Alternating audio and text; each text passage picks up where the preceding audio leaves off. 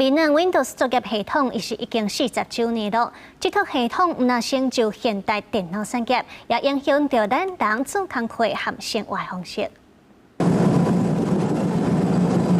微软产品 Windows 作业系统为生产线包装环准备出货，这款作业系统一集就是40周年，互电脑为文字指令影响度现改变，带动全球个人电脑普遍。1995年上市的 Windows 95，佮确立现代电脑操作模式，互科技史学者形容是改变世界两体时刻。Look, I mean, Microsoft is the foundation of this economy, of everything that we see that consumers and enterprises do. You look at Windows, that was a watershed moment that changes the way that we live lives today. We wouldn't be here today if it's not for what Microsoft Windows did, back in the 80s.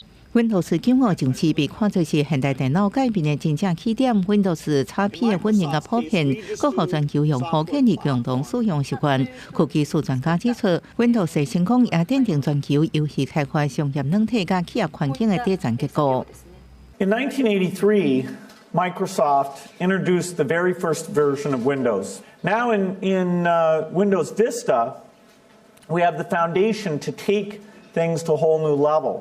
即卖上新版本的 Windows 10已经融入 AI 助理加跨种字整合功能。微软也宣布会继续用人工智慧驱动系统升级。外界认为40岁 Windows 依然是全球上影响力的作业平台之一，未来也会继续决定人类甲科技互动的方式。公司新闻陈慧珍报道。